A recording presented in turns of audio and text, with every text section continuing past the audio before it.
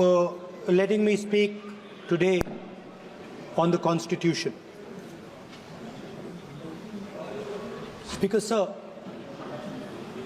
in my last few speeches, I spoke about the concept of Abhay Mudra, the concept of fearlessness, truth, and non-violence. And I showed the House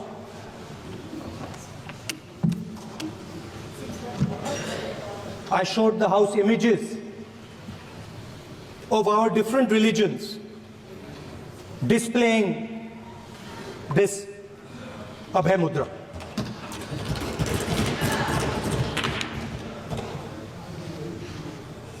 People call the Constitution the longest written Constitution in the world. But the Constitution contains a set of ideas from one philosophy of our nation, one central philosophical set of ideas of our nation. When we look at the Constitution and we open the Constitution, we can hear the voice and the ideas of Ambedkar, of Mahatma Gandhi, of Jawaharlal Nehru. But where did those ideas come from? Those ideas came from an old, profound tradition in this country. Those ideas came from Shiva, from Guru Nanak, from Basavana, from Buddha, from Mahavir, from Kabir, from a list of people. So when we speak of the Constitution and we show the Constitution, of course it is a document of modern India, but it could never have been written without ancient India and her ideas. So when we look at this Constitution, we remember this list of people, all different variations on the same idea. And in front of us stand the people who follow a very different philosophical tradition. And I want to start my speech by quoting what the supreme leader, not of the BJP, but of the modern interpretation of the ideas of the RSS has to say about the Constitution of India and about how he thinks India should be run. The worst thing about the Constitution, the worst thing about the Constitution of India is that there is nothing Indian about it. Manusmriti is that scripture which is most worshipable after Vedas for our Hindu nation, and from which our ancient times have become the basis of our culture, customs, thought, and practice. This book, for centuries, has codified the spiritual and divine march of our nation. Today, Manusmriti is law. These are the words of Savarkar. Mr. Savarkar has clearly stated in his writings that there is nothing Indian about our Constitution. He has clearly stated that the book India is run by should be superseded by this book. And this is what the fight is about. Now, it's nice that all of you are so-called defending the Constitution. But I want to ask you, do you stand by your leader's words? Do you support your leader's words? Because when you speak in parliament about protecting the constitution, you are ridiculing Savarkar. You are abusing Savarkar. You are defaming Savarkar. I'd like to quote also in Hindi. Bharat के संविधान के बारे में सबसे बुरी बात तो यह है कि इसमें कुछ भी भारतीय नहीं है। भारत के संविधान के बारे में सबसे बुरी बात तो यह है कि इसमें कुछ भी भारतीय नहीं है। यह आपके नेता ने कहा था, जिसकी आप पूजा करते हैं। Speaker sir, I described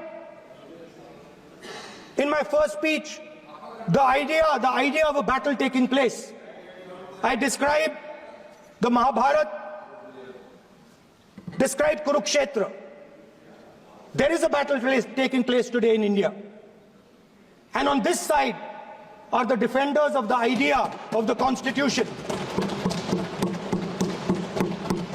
And from each state we have one. If you ask us Tamil Nadu, we will tell you Periyar.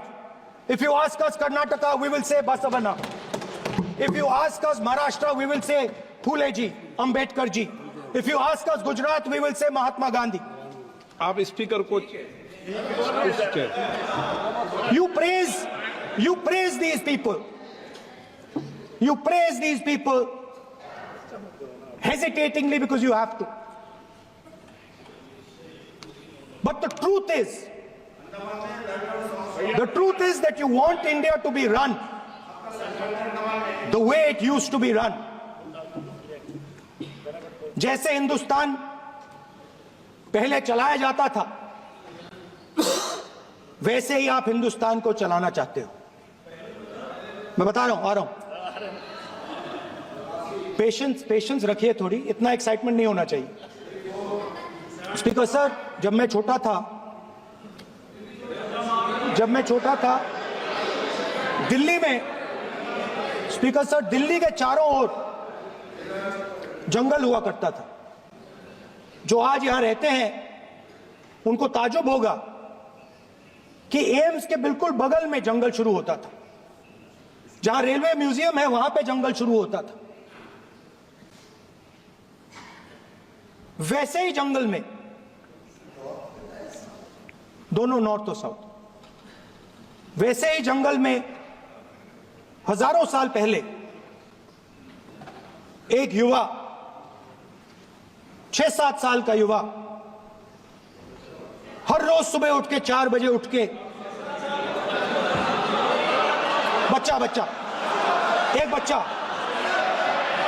एक बच्चा, वाह बहुत बढ़िया, एक बच्चा 4 बजे उठ के तपस्या करता था। हर रोज सुबह तपस्या, हर रोज सुबह वो धनुष उठाकर तीर कमान चलाता था और घंटे उसने तपस्या की, सालों के लिए उसने तपस्या की।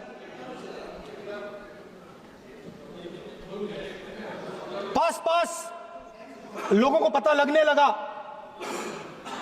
कि लड़का है। यही तो आप नहीं समझ सकते हो, यही तो प्रॉब्लम है। धनुष में तपस्या है, मनरेगा के काम करने में तपस्या है। तपस्या का मतलब शरीर में गर्मी पैदा करना, समझिए। हाँ, तब का ये मतलब है, तपस्या का ये मतलब है। तो ये तपस्या कर रहा था, लोगों को पता लगा और वो गुरु के पास गया। लड़के का नाम एकलव्य था और वो गुरु के पास गया और उसने कहा, गुरु द्रोणाचार्य जी, मैं सालों से धनुष चलाना सीख रहा हूं, मैंने अपनी पूरी शक्ति इसमें डाली है,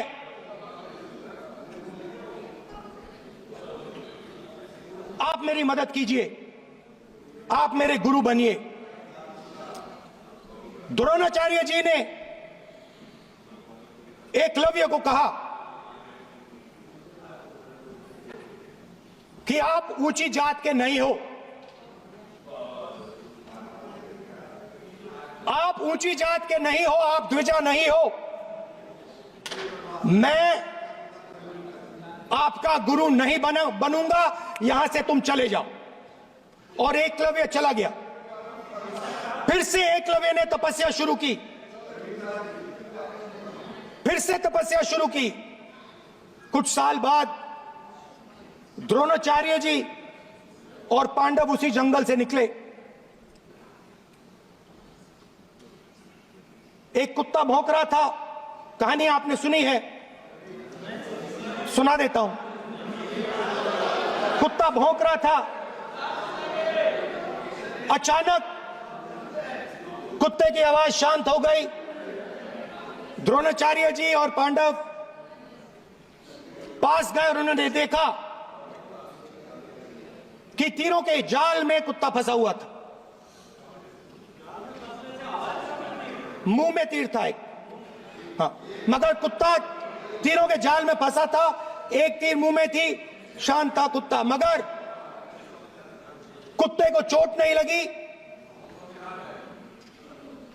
एकलव्य ने अहिंसा के साथ कुत्ते को शांत किया था। द्रोणाचार्य जी आते हैं और एकदम पूछते हैं, तुम्हें यह किसने सिखाया? एकलव्य जवाब देता है, द्रोणाचार्य जी, ये मैं सीखा हूं, मैंने तपस्या की है, घंटों मैंने प्रैक्टिस की है।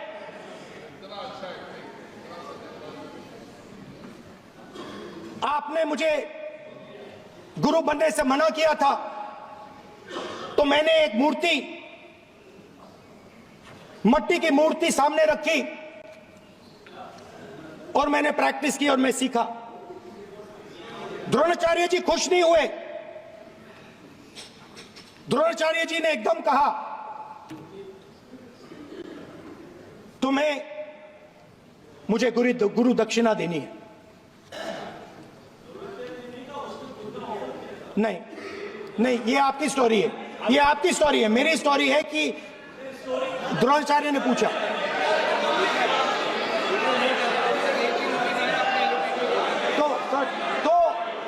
तो द्रोणाचार्य जी ने, Sir, the PM will not speak.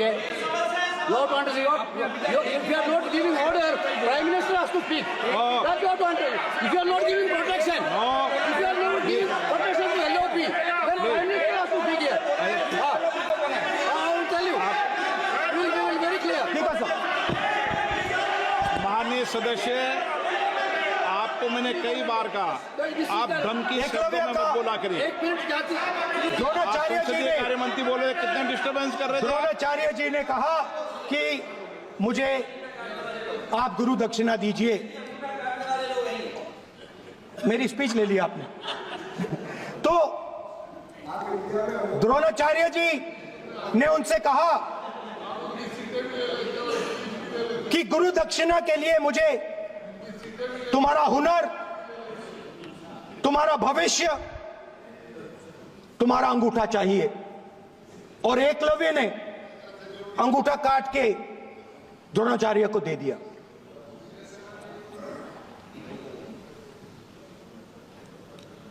यह अभय मुद्रा है। इसमें कॉन्फिडेंस, स्ट्रेंथ, निडरता कहां से आती है? हुनर से आती है, इस अंगूठे से आती है। ये लोग इसके खिलाफ हैं। जैसे द्रोणाचार्य जी ने एकलव्य का अंगूठा काटा, वैसे ही आप पूरे देश का अंगूठा काटने में लगे हुए हो। आप जैसे ही एकलव्य का, जैसे द्रोणाचार्य जी ने एकलव्य का अंगूठा काटा, वैसे ही आप हिंदुस्तान के युवाओं का, जैसे ही एकलव्य ने,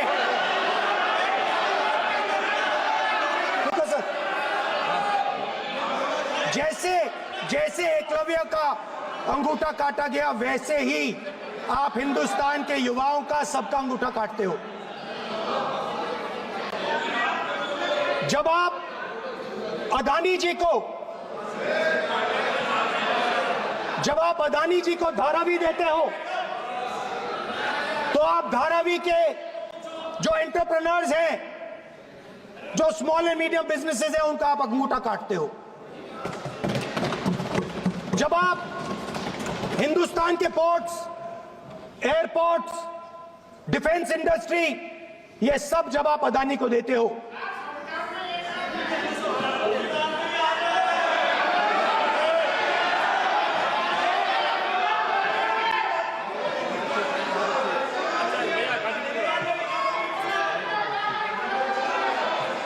हिंदुस्तान के सारे जो फेयर प्ले बिजनेसेस हैं, जो ईमानदारी से काम करते हैं, आप उन सब का अंगूठा काटते हो जब आप अदानी की मदद करते हो। कॉन्स्टिट्यूशन में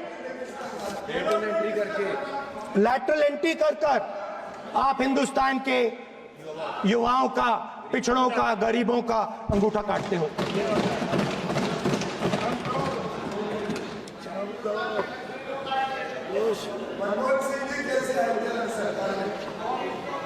सर, स्पीकर सर, जैसे एकलव्य ने प्रैक्टिस की थी, वैसे ही हिंदुस्तान के युवा सुबह उठकर 4 बजे उठकर अलग अलग एग्जाम्स की तैयारी करते हैं। आपने देखा होगा, पहले हजारों युवा सुबह उठकर रनिंग करते थे, वेट ट्रेनिंग करते थे आर्मी में जाने के लिए। जब आपने अग्निवीर लागू किया, तो आपने उन युवाओं की उंगली काटी। जब आप पेपर लीक कराते हो, 70 बार आपने पेपर लीक करवाया है, तब आप हिंदुस्तान के युवाओं के अंगूठा काटते हो।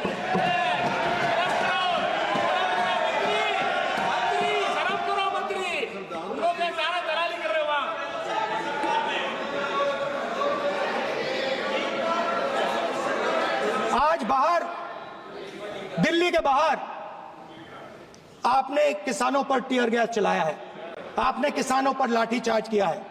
किसान आपसे एमएसपी मांगते हैं, सही दाम मांगते हैं, मगर आप अदानी को फायदा पहुंचाते हो, अंबानी को फायदा पहुंचाते हो और किसान का अंगूठा काटने का काम करते हो। देखिए,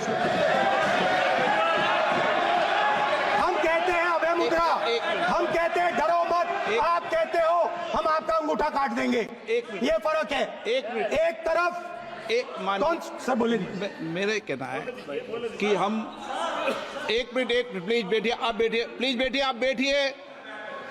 आज हम भारत के संविधान की 75 वर्ष की गौरवशाली यात्रा कर रहे हैं, और कर भाई ये चर्चा हुई थी कि हम संविधान की चर्चा करते समय उसकी उच्च कोटि की ये अपेक्षा है। आप स्पीकर सर,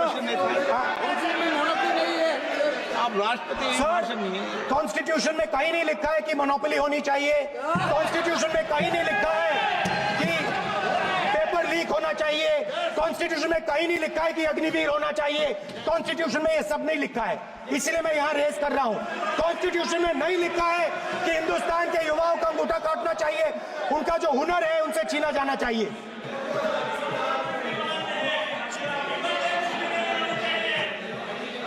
बैठे कर रहे हैं सर, 5 बजे हम भी बैठे करेंगे। अब कुछ नहीं बोलना है सबको, 5 बजे देखिएगा, 5 बजे देखिएगा क्या करते हैं। स्पीकर सर, मिलेगा। मैं कुछ दिन पहले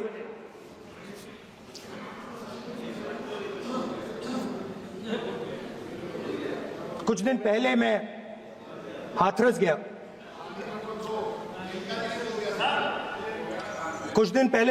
गया। हाथरस में 4 साल पहले एक लड़की का बलात्कार होता है। गैंग रेप होता है। 3-4 लोग गैंग रेप करते हैं। मैं 2-3 दिन पहले उस लड़की के परिवार के घर में गया।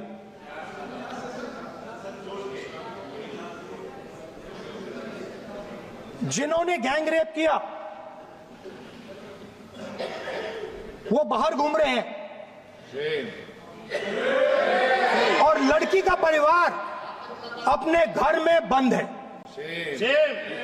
लड़की का परिवार बाहर नहीं जा सकता है। जो अपराधी हैं वो उनको रोज धमकाते हैं और वो बाहर घूमते हैं।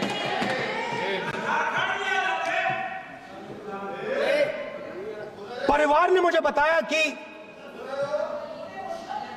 बेटी का जो अंतिम संस्कार था वो भी नहीं करने दिया और चीफ मिनिस्टर ने इसके बारे में खुलकर मीडिया में झूठ बोला है। ये कॉन्स्टिट्यूशन में कहां लिखा है? ये कॉन्स्टिट्यूशन में कहां लिखा है कि जो बलात्कार करते हैं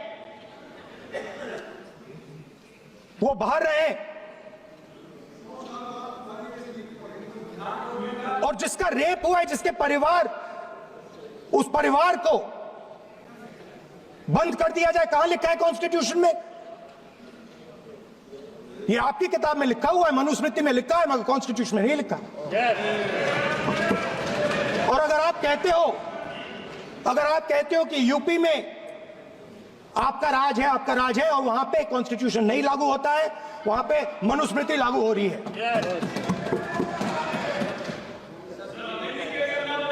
परिवार ने मुझे कहा कि यूपी की सरकार ने उन्हें वायदा किया था, कहा था कि हम आपका रिलोकेशन करेंगे, आपको कहीं और रहने की जमीन देंगे। आज तक 4 साल हो गए हैं, आज तक उनका रिलोकेशन नहीं किया गया है। और हर रोज उन्होंने मुझे फोटो दिखाई, वो बाहर निकलते हैं और जिन्होंने बलात्कार किया वो धमकाते हैं उनको। तो मैं इस हाउस में कहना चाहता हूं कि अंबेडकर जी के संविधान वाले लोग, इंडिया गठबंधन वाले लोग, हम सब मिलकर उस परिवार का रिलोकेशन हम करेंगे अगर आप नहीं करोगे तो। और हिंदुस्तान के हर गरीब व्यक्ति को हम ये कहना चाहते हैं, आपकी रक्षा कॉन्स्टिट्यूशन करता है और ये बीजेपी के लोग कॉन्स्टिट्यूशन पर 24 घंटा आक्रमण करते रहते हैं। कॉन्स्टिट्यूशन में लिखा है prohibition of discrimination on grounds of religion, race, caste, sex और place of birth. The state shall not discriminate against any citizen on grounds only of religion, race, caste, sex, place of birth, or any of them. Some days back, youngsters from Sambal came to see me. Innocent people, they had done nothing. They were just, वो बस पास में थे, 5 लोगों को गोली मार के हत्या कर दी। ये कहां लिखा है कॉन्स्टिट्यूशन में? ये कहां लिखा है? कॉन्स्टिट्यूशन में तो लिखा है prohibition of discrimination of grounds of religion. और जहां भी आप जाते हो, एक धर्म को दूसरे धर्म से लड़ाते हो, नफरत फैलाते हो। कहां लिखा है कॉन्स्टिट्यूशन में? कहां लिखा है कॉन्स्टिट्यूशन में कि एक धर्म को दूसरे धर्म से लड़ाना है? कहां लिखा है कॉन्स्टिट्यूशन में कि दलित परिवार को बंद करके अंदर रखना है और उनके अपराधियों को बाहर घूमने देना है? कौन से कॉन्स्टिट्यूशन में लिखा है? मुझे दिखाइए।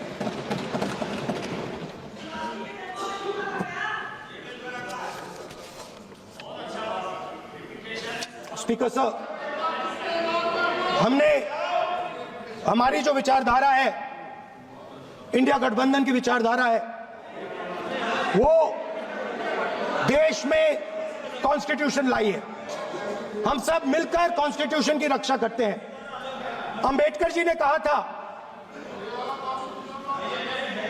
If there is political equality but no social and economic equality, political equality will be destroyed. ये अंबेडकर जी के शब्द हैं और आज ये बात सबके सामने है पॉलिटिकल इक्वालिटी जो थी वो खत्म हो गई है। हिंदुस्तान के सारे इंस्टीट्यूशंस कैप्चर कर लिए गए हैं। सोशल इक्वालिटी नहीं रही, फाइनेंशियल इकोनॉमिक इक्वालिटी नहीं रही। इसीलिए हमारा अगला कदम जाति जनगणना होगा।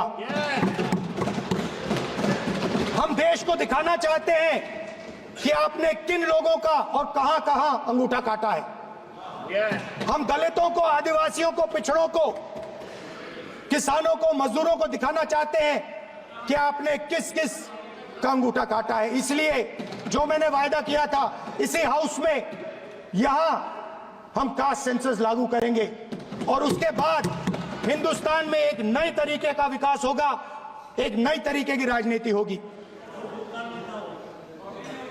जो मैंने पहले कहा था, जो आपको अच्छा नहीं लगता है, 50% रिजर्वेशन, उस दीवार को हम यहां तोड़ेंगे।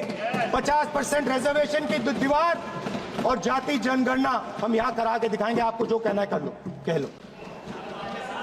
स्पीकर सर, बहुत बहुत धन्यवाद।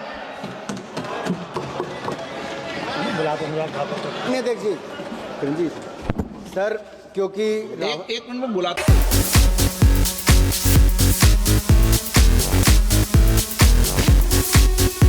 ഇതാണ് പഞ്ചഗവ്യ വിളക്ക്. പശുവിന്റെ ഗോമൂത്രം, ചാണകം, നെയ്യ്, പാല്, തൈര് എന്നിവ കൊണ്ട് ചേർത്ത് നിർമ്മിച്ച വിളക്കാണ് പഞ്ചഗവ്യ വിളക്ക്.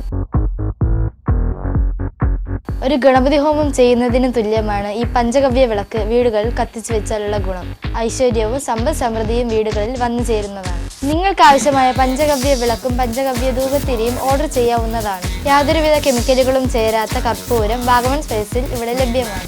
ബന്ധപ്പെടേണ്ട നമ്പർ 7994007599 അല്ലെങ്കിൽ 9656417599.